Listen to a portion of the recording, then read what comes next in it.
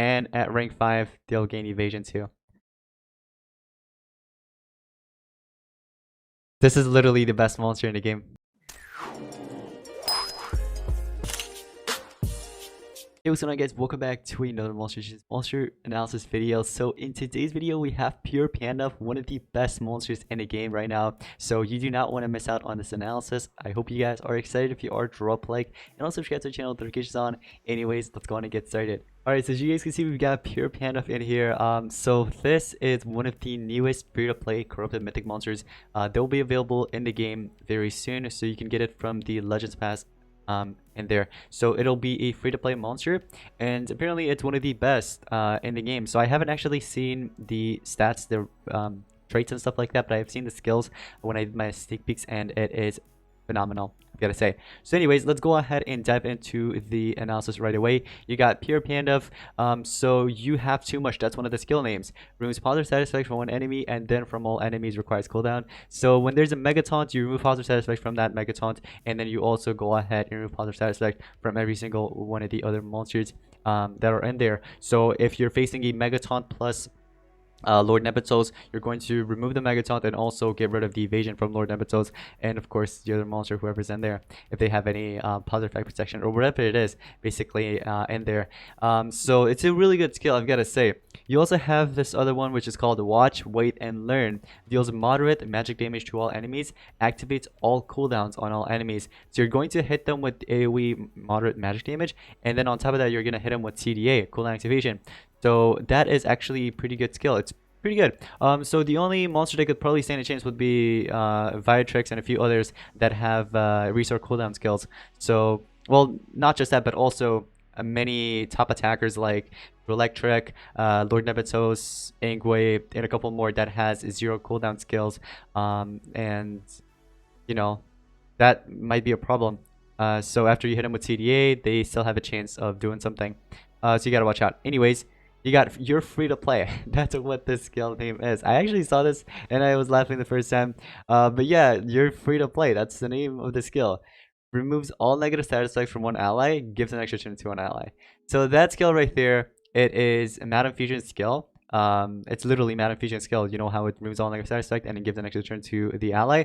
Now that's really good because this is literally the new Lindworm. This is corrupted Lindworm. Now having that skill is really good because remember, many players, what they did was they went ahead and used legendary monsters. So they started using legendary monsters. Not just that, but also you can go ahead and use this mythic monster in Team Wars, and it will be one of the best monsters in Team Wars because right now Lindworm is still viable in Team Wars, but I'm just saying that this monster will probably replace Lindworm in some ways. So that extra turn skill is actually really good, so you can just turn transfer to whoever you want. Like for example, it could be Thalassa, it could be Madam Fusion, whoever it is. And if there's no anticipation monster in Team Wars, whatever you're attacking, you can make some nice plays with it. So yes, that skill right there is really good. You also have Pure Implosion, which applies 2 random control effects to one enemy and 1 to the rest of the enemies. Oh, interesting. Okay. Pure Implosion, isn't that Ruby's skill? Literally. And then we have Madam Fusion skill on the other hand. And then the AoE cooldown activation via Trix's skill. It removes positive side effect from one enemy and then from all enemies. That's literally Rossyoko, isn't it? If I'm not mistaken. So wow. Yeah, it's like his skills are basically mixed with every other monsters that are basically in the game at the moment. The existing ones. So I see what they did there. They just changed basically the skill names and stuff. That's literally it. Except the Pure Implosion one, which applies to random control effects, and then on top of that you apply 1 to the rest of the enemies. So Pure Pandalf, in conclusion, Pure Pandalf is a control with cooldown activation and control and support skills. He has an evolving trait. At rank 0 he's hardened, at rank 1 he becomes a bulwark, and at rank 3 he becomes a status caster, applying stamina regen to all allies at start of battle. At rank 4 he'll also give them precision, and at rank 5 they'll gain evasion too. This is literally the best monster in the game. Literally, it is the best. So first of all, you have Hardened right away. You have access to Hardened at rank 0. Then you upgrade that to Bulwark, right? Basically, Lord Nebetos' trait. Then on top of that, area stamina regen, that's really helpful. So having that comes in handy. Area precision, status caster. I wish that was a trait. But you know what? It's still good. Area precision, right? And then on top of that, rank 5, you have area evasion. So basically, everybody in your team will start off with evasion at the beginning of the battle. The only thing that could basically get through that would be either a pure panda or Chilong, the Legends Pass monster. Any other monsters that has room for other status effect skills. And lastly, Pierce, of course. Pierce is the most important part. I mean, Spectra, players still use Spectra, so that'll be a problem. But anyways, let's go ahead and go through the stats now. So this is level 100. You get about 89,877. That's a good amount of life. Really good. You also have 8,217 power. All right. And then speed. Although power you don't really have to worry about that much, but it's actually pretty good. And then speed 6,567. Great.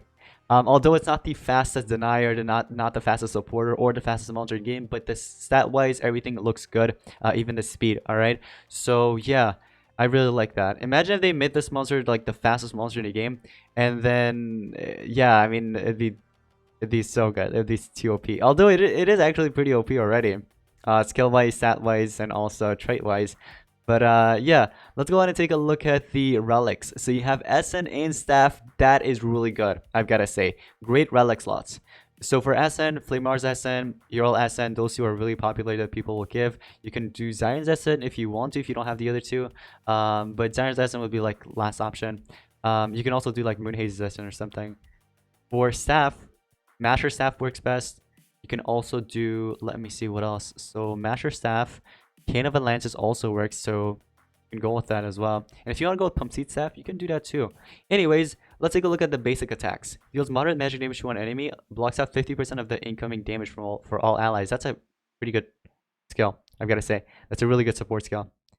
So basically, you're going to be applying damage protection to everybody in your team. It's a 0 cooldown, and it only costs 26 stamina. You also have this other skill which is called Helper of the Weak. Deals moderate magic damage to one enemy, applies torture immunity to all allies. So basically, torture immunity to all allies, that's pretty good. It comes in handy.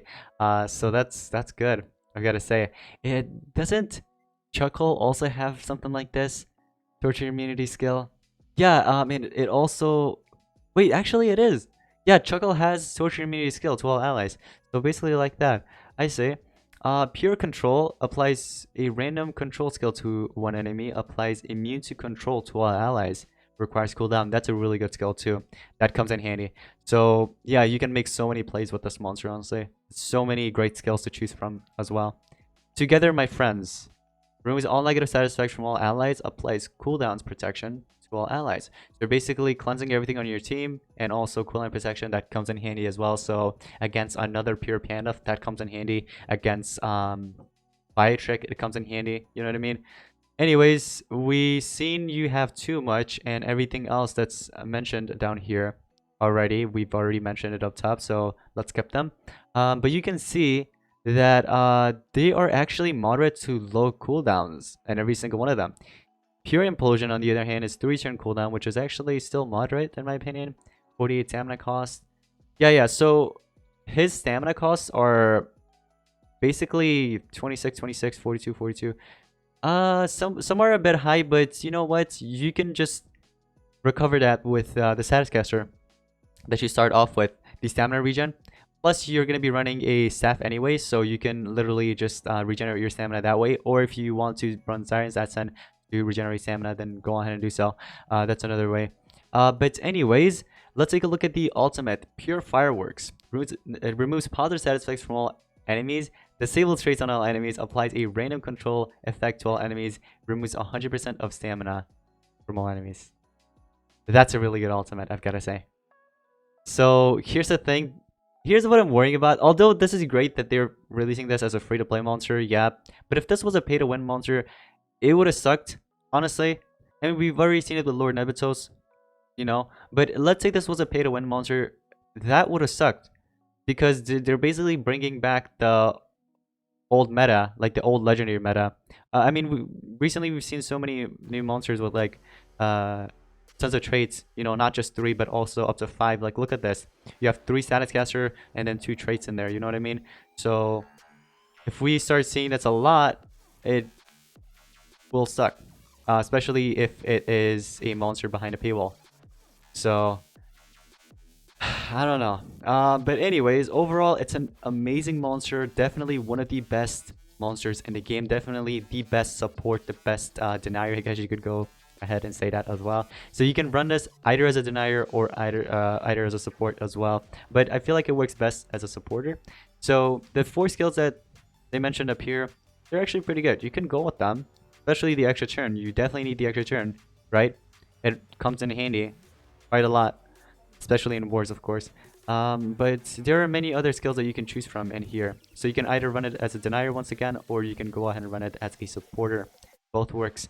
But overall, it is an amazing monster. I can't even describe it. It is the best. So here are some counters. There aren't too many, but here are some that I could think of. One of them being would be on Rika, since it gives on Rika element advantage since this monster is a magic. So that kind of sucks for pure Pandalf. But besides that, probably Chilong. You know, the Legends Pass monster, the $20 one. It can remove positive status effects, so it can basically get rid of the stamina regen, the evasion status gesture, and the precision from everybody basically in your team. So that would suck. But other than that, not too many other counters that I could think of. But anyways, let's take a look at the books. You've got Adventurer Guild, Good Legions, and Adventures. Alright, that will come in handy in Team Wars, gotta say. So overall, a fantastic monster once again, and here are some obscure talents that I could think of that you can give this monster. One of them being would be Banishing Touch. You can also do Smite. You can do a couple more, like, for example, Mud Body, Crystal Form, or Burning Hands also works, of course.